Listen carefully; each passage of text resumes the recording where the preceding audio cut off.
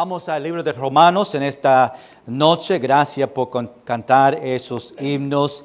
Estamos en capítulo 9 en nuestro estudio aquí en Romanos, un tremendo libro donde Pablo está escribiendo a estos cristianos en la iglesia allá en Roma. En esta iglesia vemos los judíos cristianos y también los gentiles cristianos, todo junto en esta iglesia, y Pablo pues está animándoles a ellos en doctrinas fundamentales, doctrinas que tenemos que entender y hemos pasado. Y aquí en capítulo 9 hasta capítulo 11, nosotros vemos el corazón de Pablo. No solamente aquí en Romanos, pero en todos los libros que Pablo escribe, siempre vemos el amor que tiene para los cristianos que están en esos lugares.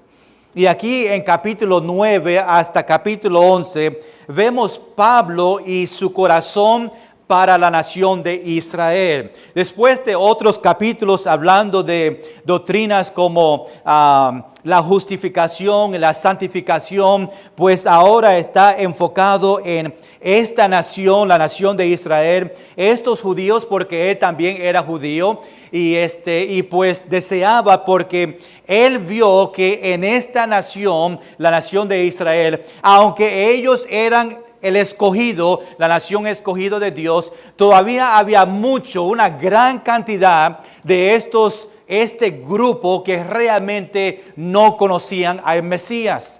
Y muchos dependían que porque eran escogidos de Dios, pues ellos tenían la entrada al cielo o no tenían la ira de Dios y estaba dependiendo en su salvación en otra cosa. Muchos de ellos dependían en la ley, y después pues dependía en eso para su salvación, y no era así. Y pues nosotros vemos el corazón de Pablo en estas diferentes situaciones. Estuvimos hablando sobre la palabra elección y cómo Dios elegía a algunas personas y a algunos no. Y la iglesia, los cristianos estaban confundidos en eso y por qué Dios estaba escogiendo uno y no, como escogió a Isaac y escogió a Jacob y escogió a Moisés. Aún habló sobre Faraón. Dios también utiliza a personas que no conocen al Señor para su plan grande para la nación de Israel. Y todo que Dios estaba haciendo en este libro, en estos capítulos, fue con el propósito de ayudar a la nación de Israel cumplir el plan que Dios tenía para ellos. Ahora, iglesia, escuche bien, capítulo 9 es un capítulo sumamente difícil. Yo aún los últimos minutos de esta tarde estaba tratando de terminar, porque me encanta de tratar de conocer todo posible de pasaje antes que yo vengo al púlpito, y pues este capítulo me ha dado bofetada a la izquierda, a la derecha, y me ha causado mucha presión, estrés, y la verdad es que es un capítulo difícil. Tú tienes que estar atento para realmente ver lo que estaba pasando. Y lo difícil es, y la razón que muchos pastores brincan estos dos capítulos, es porque hay muchos conflictos en la interpretación de estos capítulos. Obviamente nosotros hablamos de los reformados, los calvinistas, donde utilizan estos capítulos para probar su enseñanza falsa, y pues por eso hay mucha confusión. Aún los comentarios, ¿verdad? Porque hay una gran división en la interpretación, pues es difícil y necesitamos el Espíritu Santo para enseñarnos. Y es posible que no todos estamos de acuerdo en a veces pasajes aquí, en la interpretación de estos pasajes, pero yo pido que se queden conmigo lo mejor posible y vamos a tratar de masticar estos versículos juntos. Lo bueno es que a mí me encanta predicar libros, versículo por versículo. Se llama la predicación expositiva. Y yo creo que un pastor, esa es la manera de predicar en la iglesia, es empezando en principio y llegando hasta el fin. Lo difícil es que llegamos a pasajes difíciles como esta. Lo bueno para usted es que van a recibir pasajes difíciles y van a conocer los pasajes que a veces nosotros brincamos y a veces no entendemos y otros no quieren predicarla. Pues nosotros no tenemos que correr por ella y hablar sobre ella, y eso es lo bueno de predicar, y eso evita que yo busque pasajes que yo conozco, que yo sé que son pasajes fáciles, me lleva a mí a estudiar, y eso es lo bueno para que yo pueda conocer estos pasajes. Y pues vamos a tratar juntos de entender estos detalles aquí en capítulo 9. Los cristianos aquí en Roma, en esta iglesia, estos cristianos, pues tenían una duda, y por eso nosotros empezamos con algunas preguntas en este libro, este capítulo en el principio, porque la pregunta fue ¿por qué Dios eligió a uno y no a otro en la familia? Y pues Pablo empezó a contestar estas dudas de estos cristianos y lo vemos en diferentes ejemplos que él utilizó en este libro, este capítulo. Sabemos que algo que estamos seguros que no estaba eligiendo a ellos para salvación, pero Dios eligió estas personas para que sean parte del gran plan que Dios tenía para la nación de Israel. Y Pablo contesta, le dice que Dios tiene misericordia a quien Él desea.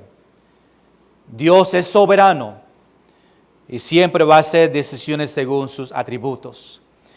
Por eso nosotros tenemos como título en esta noche la soberanía de Dios, o la soberanía de Dios. Y en este capítulo 9, eso es lo que vemos, la soberanía de Dios. Nunca Dios va a hacer algo para dañar a nosotros, para hacer el mal. Siempre es porque nos ama y tiene un plan perfecto y necesita las personas correctas, personas que aman a Dios, personas que pueden hacer el trabajo para cumplir su plan. La última vez nosotros estuvimos en capítulo 9, versículo 14 a versículo 21, y vimos la misericordia de Dios y pasamos tiempo hablando sobre esta palabra misericordia, y Pablo dio 3 ejemplos de la misericordia de Dios para ayudarnos a entender que Dios da misericordia a quien Él desea. Lo vimos en la vida de Moisés, en la vida de Faraón y en ejemplo de el alfarero. Vamos a continuar esta noche con Pablo, seguir hablando sobre Dios y sus planes que tenía para la nación de Israel. Y Pablo sigue dando ejemplos para nosotros entender su corazón, entender el plan de Dios que Él tenía para la nación de Israel. Y hoy, como habló antes del alfarero, después vamos a hablar de los judíos y los gentiles, y hablar de Oseas y hablar de Isaías, porque va a utilizar unos versículos en esos libros para hacer su punto a estos cristianos sobre estas preguntas. Algo que ellos obviamente tenía como pregunta es ¿por qué? ¿Por qué a veces Dios hace cosas que no entendemos? Iglesia, a veces esa misma pregunta lo tenemos nosotros. A veces pasan situaciones y lo primero que nosotros preguntamos es ¿por qué? ¿Por qué Dios tú has permitido esto pasar en mi vida? Dios, ¿por qué tú has permitido esta enfermedad llegar en mi cuerpo? Dios, ¿por qué? Y le damos esta lista y aún le cuestionamos a Él la voluntad que Él tiene para nosotros.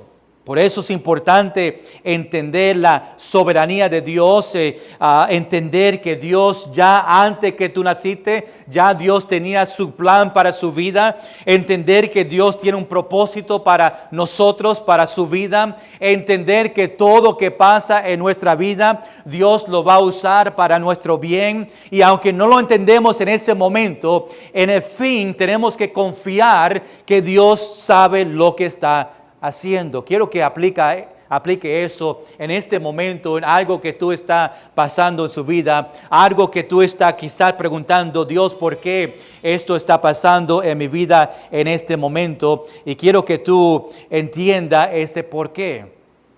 Estaba hablando con mi mamá esta tarde, ella cumpleaños mañana y ella, el doctor le dijo a ella que está en los principios de demencia. Y pues está en número 3 de 7, demencia. Y ya se nota, ¿verdad?, que está perdiendo mucho de su memoria, está repitiendo mucho de las conversaciones y a eso sabemos que sigue aumentando y ya la familia tuvimos una reunión en qué va a pasar cuando llega el momento que no puede conocer o se pierde en la calle.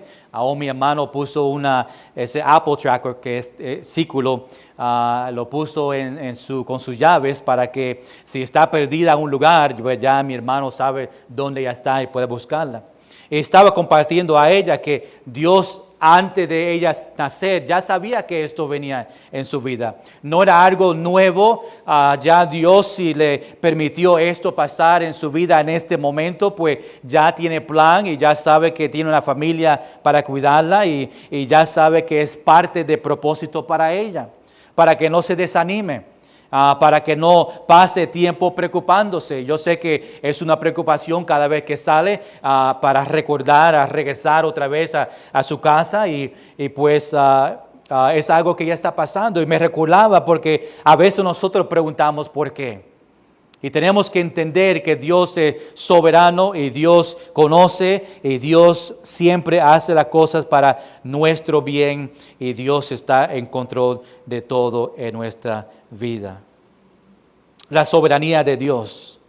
Dios hace lo que Él quiere para su gloria y para nuestro bien. Eso es lo importante que quiero que conozcan esta noche. La soberanía de Dios es que Dios hace lo que Él quiere para su gloria y para nuestro bien. Y cuando entendemos la definición y el propósito de Dios en la soberanía de Él, vamos a poder pasar por tiempos difíciles con gozo. Vamos a poder entender en esos momentos difíciles el por qué. Dios sabe todo, Dios está en todo lugar y Dios es todopoderoso. Son las características de uno que es soberano. Dios tiene poder, Dios tiene sabiduría y Dios tiene la autoridad para hacer lo que Él desea. A veces no entendemos porque a veces sí entendemos la razón que lo está haciendo. Pues en capítulo 9 vemos su soberanía en cómo Él usa a algunos para su gloria. En este tiempo que tenemos, quiero ver 4 cosas o 4 detalles sobre Dios y la nación de Israel. Te lo voy a dar para que tú veas dónde yo voy en esta noche. Número 1, vemos la paciencia de Dios en versículo 22. Número 2, vemos la gloria de Dios en versículo 23. Número 3, vemos la llamada de Dios en versículo 24 a 26. Y después, número 4, vemos la salvación de Dios en versículo 27 a 29. La paciencia, la gloria, la llamada y la salvación. No voy a leer el texto por el tiempo, son como 8 versículos, pero tenemos que ir uno por uno en esos versículos. Pero vamos a orar y pedir que Dios nos ayude en este tiempo para entender este pasaje y aún buscar aplicación para nosotros de esto. Me está recordando, Pastor Ariel estaba diciendo que a él le editó el mensaje y le decían a él, pastor, predicaste 1 hora y media y realmente eran 40 minutos que era de Biblia, porque estaba llena de historias. Y yo siempre quiero que nosotros recibimos una gran parte de este tiempo de predicación. Por eso no doy mucho historias o ejemplos. Quiero que mayoría de tiempo nosotros estamos mirando la Biblia, estudiándola y viendo, porque la Biblia es que tiene poder para nosotros. Pero es una gran verdad. Aún estaba escuchando un mensaje ayer, creo, y leyó el versículo y no regresó otra vez a ese versículo ni se llegó a la Biblia más. Y estamos viendo mucho de eso, ¿verdad? No utilizando en la predicación la Biblia.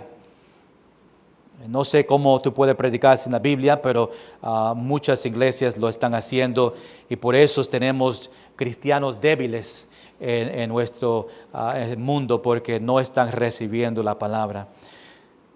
Vamos a orar. Señor, ahora que vamos a entrar en estos versículos, ayúdanos, Señor, a entender este pasaje difícil. Ayúdame a tratar de explicarla en una manera que los hermanos pueden entender el corazón de Pablo, las situaciones que está pasando en este versículo.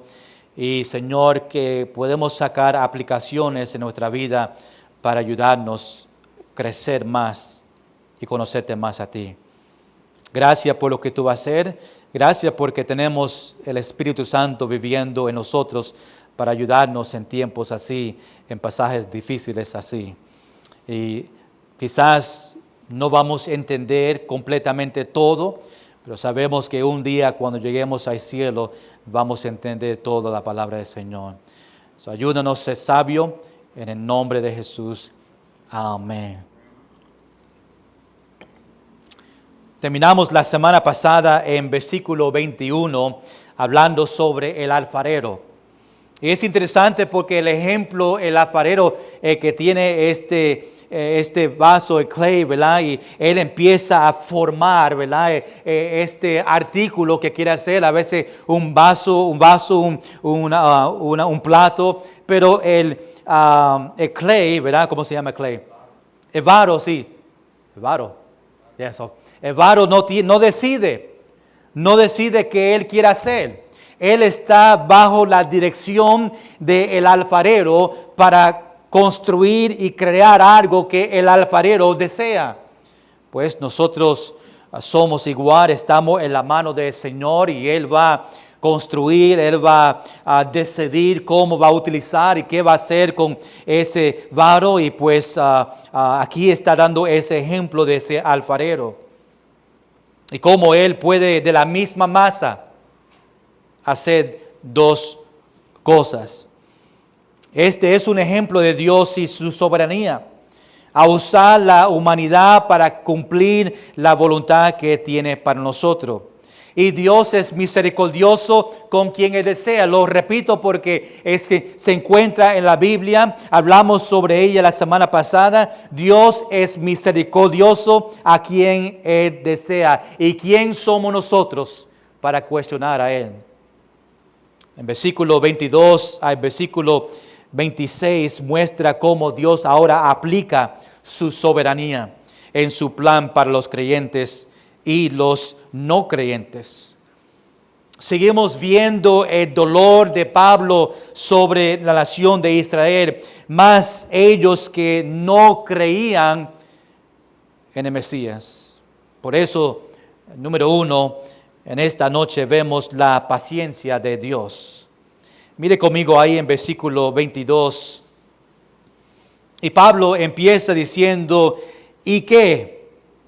Si Dios queriendo mostrar su ira. Es interesante porque pensamos que Dios no es un Dios así donde quiere mostrar su ira, que quiere dar la ira de Él a otros, pero no es así. Está diciendo, ¿y qué si Dios queriendo mostrar su ira? Las personas que están mostrando su ira son personas que pues son inconversos, están en el pecado y pues ya la ira está en su vida, la ira de Dios por su disciplina, por su castigo. Y pues cuando Pablo dice aquí, queriendo mostrar su ira, Pablo repite el mismo principio de trato con el faraón. ¿Quién puede oponerse a Dios? Si él quiere utilizar a Faraón, recuerda a Faraón en Éxodo, y demostrar la ira para ayudar a la nación de Israel, pues la decisión es de Dios. ¿Quién somos nosotros para decir a Dios que Él está haciendo algo incorrectamente? Dios, tú no puedes hacer esto. Tú sabes que muchas veces nosotros en la oración hablamos con el Señor así. Dios, yo no quiero que tú hagas esto en mi vida. Dios, no permite que esto pase en nosotros. Estamos tratando de cambiar la mente de Dios para que Él no haga, porque quizás tenemos miedo o no queremos pasar en esta dirección. Pero ¿quién somos nosotros para no entender la soberanía de Dios y oponerse a Dios? Tenemos que entender que lo que Dios va a hacer es para su gloria y nuestro bien. Recuerda que Dios da ira a los inconversos, porque es algo que viene para ellos por su pecado. Pues aquí Pablo dice, y que si Dios queriendo mostrar su ira, y después dice, y hacer notorio su poder. La palabra ahí, notorio, significa que haga conocer su poder, que se manifieste su poder. Dios está dispuesto a dar un ejemplo de su ira y hacer conocer su poder, y por eso tuvo paciencia. Dios queriendo mostrar su ira, vemos que su propósito fue para conocer nosotros, para que se manifieste su poder. La segunda parte,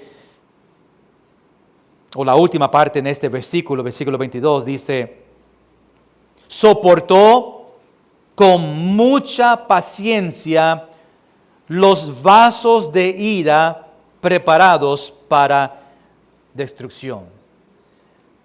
Cuando menciona aquí vasos de ira, y vemos en el próximo versículo vasos de misericordia, está hablando de un grupo específico.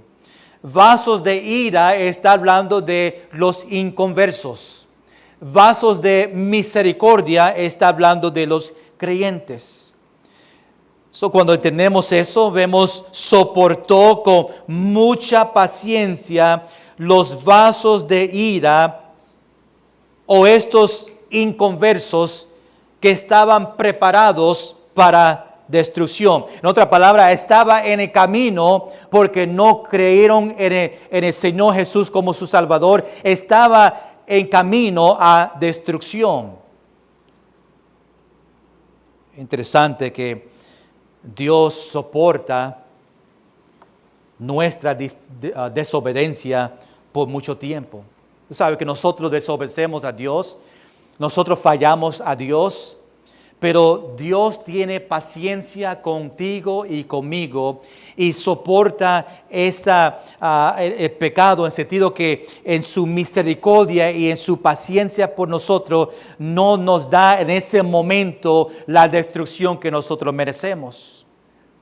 Pero tiene paciencia con un propósito, aún nos da otra oportunidad para nosotros tener arrepentimiento.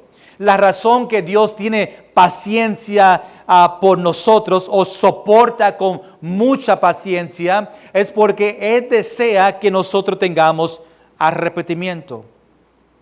Nosotros no tenemos paciencia.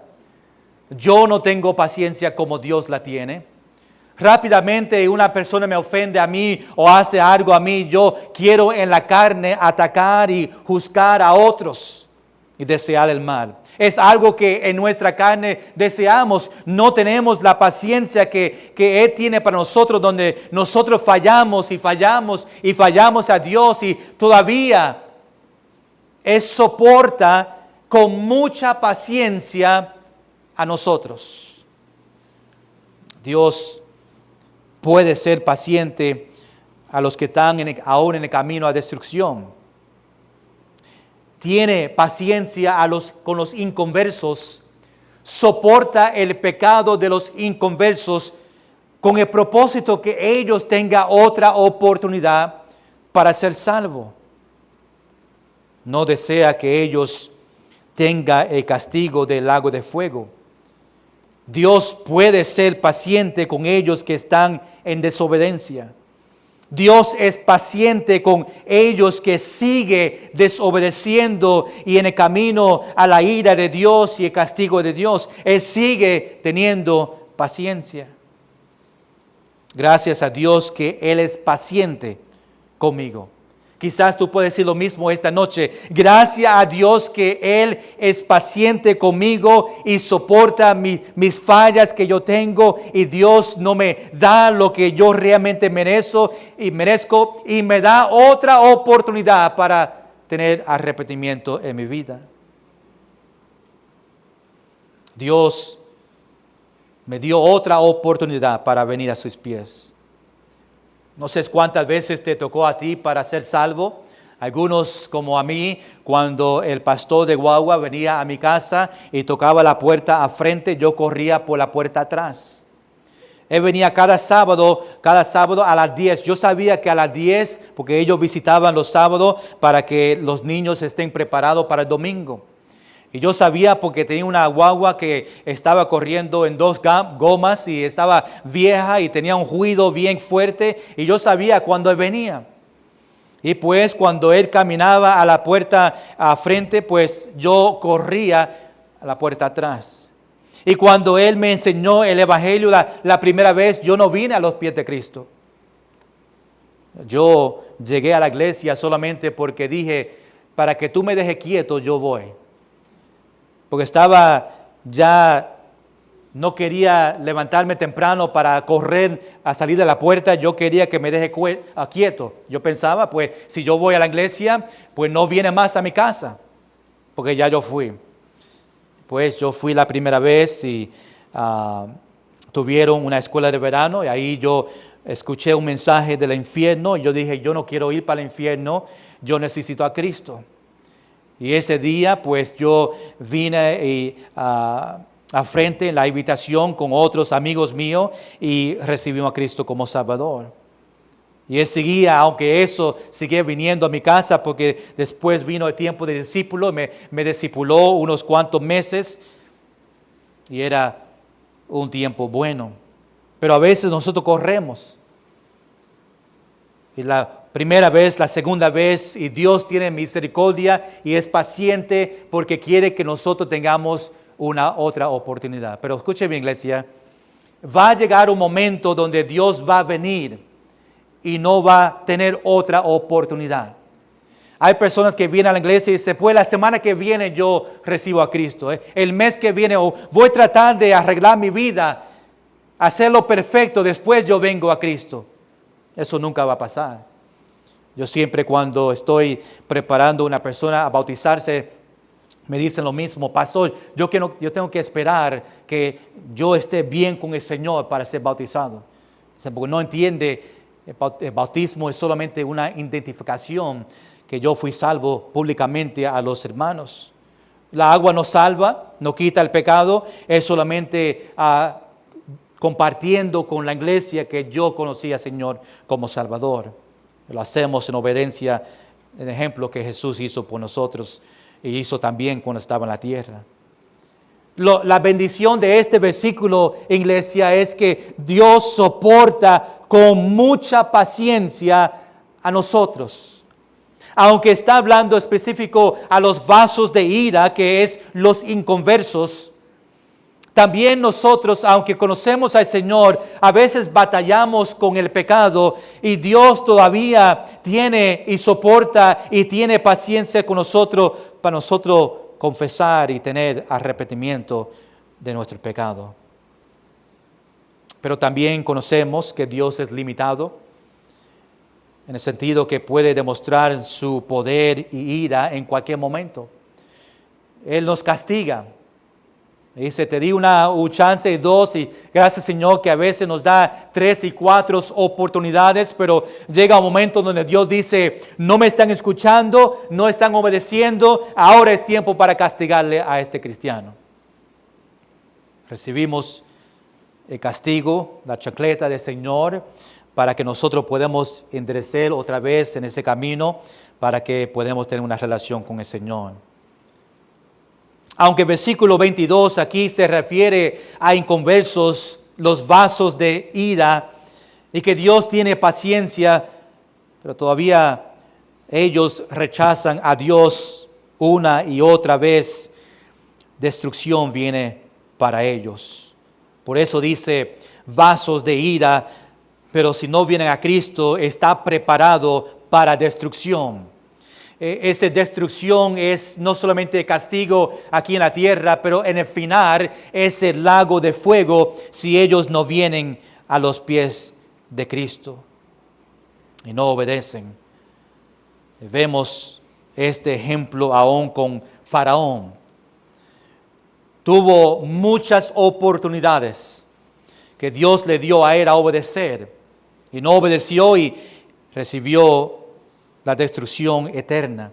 Después de aún 10 plagas que vino a la nación de Egipto para que Israel pueda salir y entrar en el desierto. Y cuando entraron en la tierra prometida, los cananeos escucharon de Israel y todo que Dios hizo a Faraón.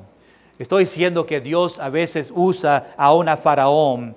Dice la Biblia que él se puso su corazón duro y también dice que Dios le puso el corazón duro, pero vemos que Dios utilizó todo eso para su poder y vemos que en el final, cuando entraron en la tierra prometida, el testimonio de lo que pasó con Faraón fue escuchado en otros lugares, que la gloria se dio a Dios, vio el milagro de Dios en cómo Dios utilizó a Moisés para sacar la nación de Israel fuera de Egipto, después de más de 400 años ahí como esclavos. Recuerdo de Salmos capítulo 103, versículo 8, donde dice, misericordioso y clemente es Jehová, lento para la ira y grande en su misericordia.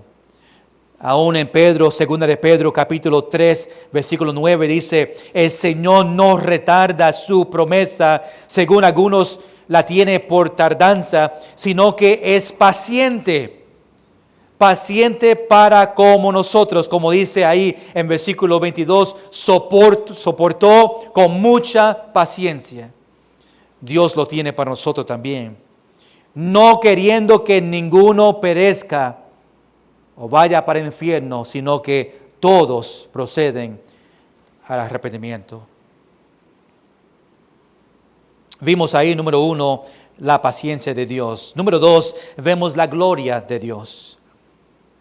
Dios soportó con paciencia su sin destrucción para revelar sus riquezas de su gloria a estos inconversos. Pero mira lo que dice en versículo 23. Está continuando versículo 22. 22 termina ahí con una coma. Significa que 23 es parte de este pensamiento. Y dice ahora, y para hacer notorias las riquezas de su gloria. So Dios soporta con mucha paciencia a estos inconversos que están preparados para destrucción si no viene a Cristo. Dice, y para conocer las riquezas de su gloria, los mostró para con los varos de misericordia o vasos de misericordia ahora son los cristianos, que Él preparó de antemano para gloria. Dios ha preparado para los cristianos los vasos de misericordia, ha preparado gloria, ha preparado el cielo, ha preparado vida eterna para ellos. Dios preparó antemano gloria o el cielo para estos vasos de misericordia o estos cristianos. Dios ha preparado planes para su vida, para demostrar su gloria, para que otros vean a Cristo en su vida.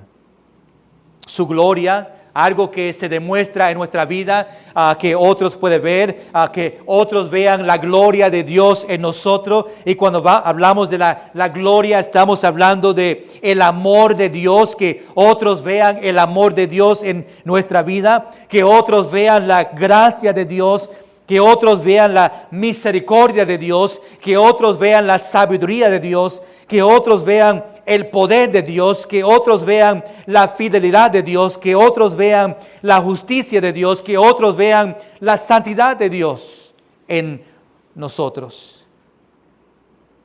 Quizás Dios quiere utilizar su vida para la gloria del Señor en su familia, para que su familia vea el amor y la misericordia y la sabiduría y el poder de Dios, o quizás en su trabajo donde tú estás, para que los otros en su trabajo vean el amor de Cristo en su vida, que vean el poder de Dios en nuestra vida.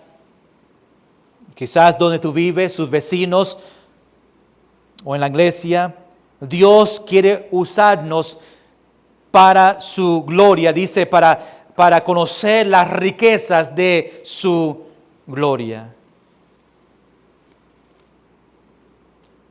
Número 3, vemos ahora la llamada de Dios.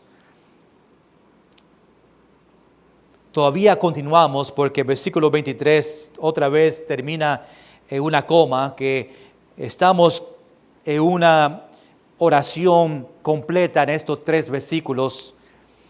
Y dice en versículo 24, a los cuales también ha llamado.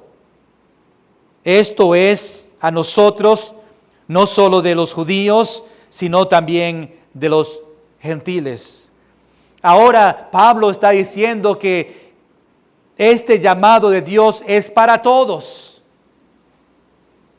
También ha llamado, dice, esto es Pablo a nosotros porque Pablo era judío. Pero lo repite, dice, no solo de los judíos, sino también los gentiles. Dios quiere mostrar su misericordia tanto a los gentiles como a los judíos. Sabemos que solamente hay 2 grupos. Tú eres judío o gentil. Si no es judío, pues es de los gentiles. Todos aquí somos gentiles. No creo que haya una persona que es judío. Pero Dios ha llamado también los gentiles para salvación. El plan de salvación por gracia es para todos que creen en el Mesías. Los vasos de misericordia, los cristianos, son los romanos creyentes, son los gentiles, son los judíos, son todos. Este plan de salvación, Pablo está demostrando que no es solamente para los judíos, ahora es para los gentiles. También ha llamado. Esta frase demuestra que Dios salvó los 2 grupos de la Biblia. Y Dios quiere mostrar su misericordia a estos 2 grupos. ¿Y quién es nosotros para oponernos? A decir que Él no puede, que salvación es solamente para judíos. ¿Quién somos nosotros? Dios es soberano. Los judíos obviamente pensaban que ellos fueron los únicos que podían ser salvos. Ellos fueron los únicos elegidos.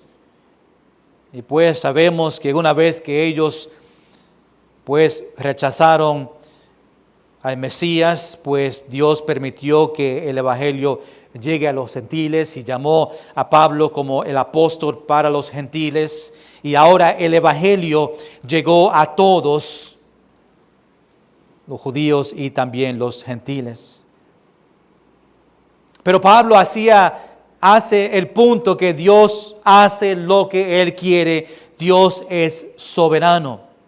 Jesús vino para morir para todo el mundo y Él no quiere que nadie perezca, que nadie vaya al infierno. Ahora Pablo nos da unos ejemplos. Mire conmigo ahí en versículo 25. Dice, como también en Oseas, dice. Cuando vemos una frase así, significa que dentro de este libro, en Oseas, está mencionando algunos detalles que Pablo está utilizando aquí en Romanos.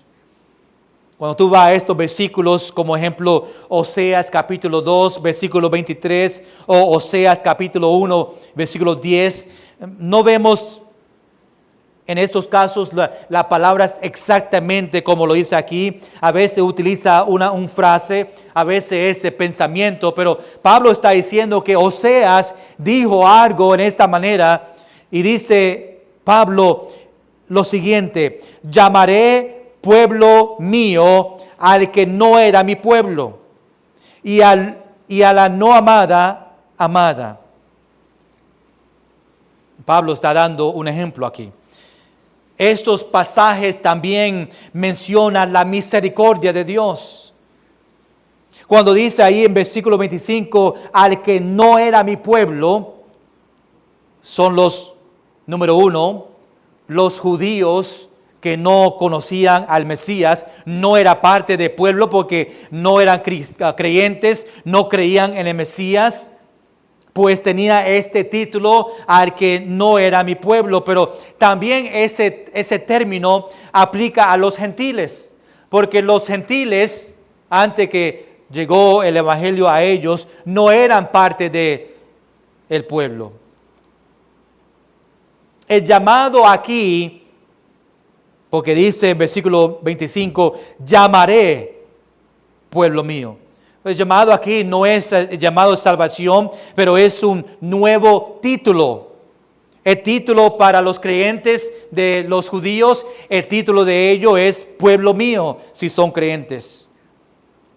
Los gentiles, cuando vinieron a Cristo, su título nuevo es que son pueblo mío. Eso les dio a los judíos y los gentiles el título mi pueblo, porque vinieron al Mesías. También a otro cambio de nombre, dice la no amada. Pues fue la nación de Israel que estaba en apostasía, y también, número 2, los gentiles. Dios dice que un día va a restaurar la nación de Israel. Y después, cuando viene esta restauración, que la Biblia habla y aún nosotros hablamos en Apocalipsis, ellos van ahora a tener el título amada. Los gentiles, cuando vienen a Cristo, cuando llegue el evangelio a ellos que ha llegado en el Nuevo Testamento, ahora ellos tienen el título amada, porque tienen a Cristo. Y Pablo dice que en Oseas, dice, y lo pone aquí en Romanos, llamaré pueblo mío al que no era mi pueblo, y la no amada, amada. Está combinando los judíos y los gentiles en todo esto. Mira versículo 26. Y en el lugar donde se le dijo, vosotros no sois pueblo mío, ahí serán llamados hijos de Dios viviente. Estas palabras vienen de Oseas capítulo 1, versículo 10. Puede apuntar eso ahí para que más adelante puede ver este versículo. También lo menciona en 1 de Pedro capítulo 2, versículo 10. El significado aquí es que un día Dios va a restaurar a Israel a su tierra. Los 10 tribus del norte, en un momento Dios le dijo, no son mi pueblo. Ellos estaban en apostasía, estaban sirviendo a ídolos, estaban en desobediencia, y Dios mandó a los asirios para llevarle a ellos en cautiverio. Después que Babilonia engrandeció y con poder, Babilonia entró al norte y ganó a los asirios, y después Babilonia bajó al sur donde estaba Judá, y ellos le llevaron a ellos en cautiverio. cuando vienen para atrás otra vez la nación de Israel, para ser llamados hijos de Dios viviente, ellos van a ser restaurados, no ahora, no hasta el milenio, cuando Jesús venga otra vez a reinar aquí en esta tierra, va a restaurar su nación de Israel otra vez. Aún estamos llegando los judíos en Israel, un remanente. En la tribulación van a ver otra vez un remanente cristianos de la nación de Israel, pero la restauración no va a pasar hasta que lleguemos al milenio, donde Jesús va a reinar y restaurar la nación de Israel. Después, número 5, terminamos aquí en esta noche. Yo sé que estos versículos son difíciles, es posible que está perdido, pero Pablo está compartiendo el plan de Dios para Israel y lo que Él desea para ellos en el futuro, y por eso tenemos este texto. Número 4, la salvación de Dios, ahí en versículo 27 al final, dice en versículo 27, también Isaías, ahora vemos Isaías. Ven que Pablo en capítulo 9 está utilizando nombres, personas en el Antiguo Testamento para contestar las preguntas de estos cristianos. También Isaías clama tocante a Israel. Cuando habla de Isaías, pues los dos pasajes que vemos esta frase es Isaías capítulo 10, versículo 23 y también Isaías capítulo 1, versículo 9. ¿Qué dice estos dos pasajes? Pues Pablo lo puso aquí en versículo 27. Si fuere el número de los hijos de Israel como la arena del mar, tan solo el remanente será salvo. Esa palabra remanente lo vemos más en el Nuevo Testamento, en la tribulación, habla de este grupo de personas que se quedaron fieles a Dios. En la nación de Israel había muchos que estaban apartados del Señor, en el sentido que no conocieron el Mesías, pero había un grupo fiel a Dios, y esa palabra que la Biblia usa es remanente. Un grupo de personas que se quedaron fieles a Dios. Y en la Biblia los cristianos de Israel siempre se llamaba remanente. Isaías ahora se estaba hablando del remanente de Dios que iba a salvar.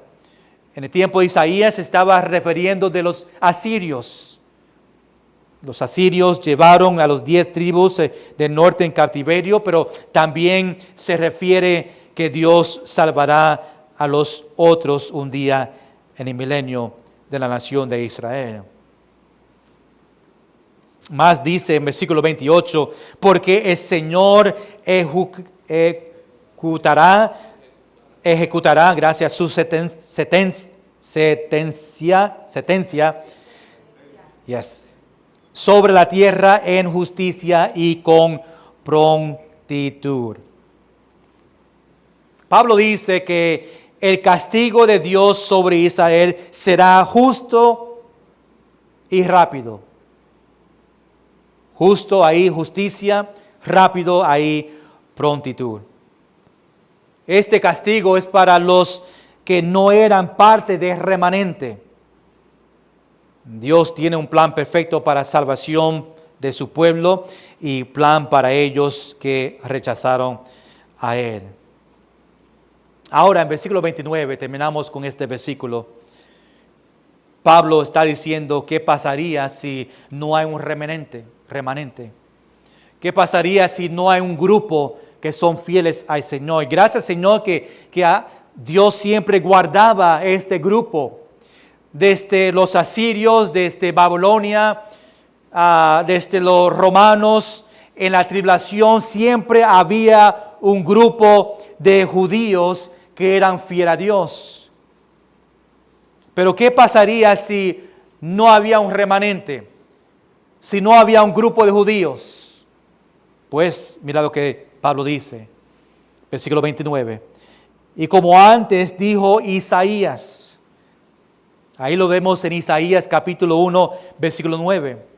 Si el Señor de los ejércitos no nos hubiera dejado descendencia. Ahí descendencia está hablando de el remanente, el grupo que son fieles al Señor. Si no hubiera dejado un remanente, si no hubiera dejado descendencia, ¿qué pasaría? Dice como Sodoma, hubiéramos venido a ser y a Gomorra seríamos semejantes. Pues, ¿qué pasó con Sodoma y Gomorra?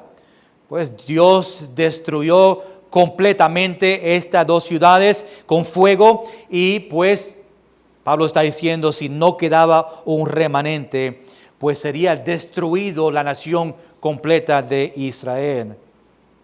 Sabemos que es imposible, ¿verdad? Porque aún ahora los que están atacando a la nación de Israel no pueden destruir completamente a Israel porque después la Biblia no es correcto en la profecía de Apocalipsis porque se necesita la nación de Israel para cumplir su promesa y su profecía de la nación de Israel. Por eso sabemos que aunque viene destrucción pequeñas a Israel en este momento, no van a destruir completamente a Israel. Dios va a guardar el remanente de ellos para que puedan cumplir el plan de Dios en la tribulación y también en el milenio y en el final. Si no había remanente, pues sería destruido completamente como Sodoma y Gomorra. En todo esto que nosotros hablamos, de estos ejemplos de la nación de Israel, de Pablo, en todo esto, aún podemos dar gracia a Dios que Dios tiene un plan perfecto para nosotros. Vemos que Dios en la nación de Israel tenía un plan perfecto y utilizó a personas específicas en este pasaje para que puedan cumplir el plan de Dios para Israel. Pero cuando la aplicamos a nuestra vida, debemos dar gracia que también Dios tiene un plan perfecto para ti. A veces, y como vimos, que tiene paciencia, soporta las cosas que fallamos a Dios y tiene paciencia para que tengamos arrepentimiento, pero Dios tiene un plan perfecto para nosotros. Iglesia, lo que está pasando en su vida en este momento es el plan perfecto de Dios en su vida. Aunque tú dices, esto no puede ser el plan de Dios para mi vida. Es imposible que Dios desea esto para mí. Otra vez tenemos que entender la soberanía de Dios. ¿Quién somos nosotros para decir que lo que está pasando en mi vida no es el plan de Dios? Dios tiene un plan perfecto para nosotros. No sabemos todo, pero sabemos que Dios está en control. Y quiero que tú confíes en Dios, en que aunque no sabemos todo, sabemos que en la situación que nos encontramos ahora, Dios está en control de todo. Podemos dar gracia que Él tuvo paciencia con nosotros y tiene misericordia en nuestra vida. Dios es poderoso, Dios está haciendo algo grande. Demos gracia que nos ha dado 2, 3, 4 oportunidades. Dios es paciente con nosotros. Dios soporta aún nosotros las fallas que tenemos. Dios es misericordioso, pero lo que tenemos que entender es que Dios es soberano y Dios puede hacer lo que Él desea. No solamente con la nación de Israel, pero también con tu vida. Señor, gracias por este tiempo.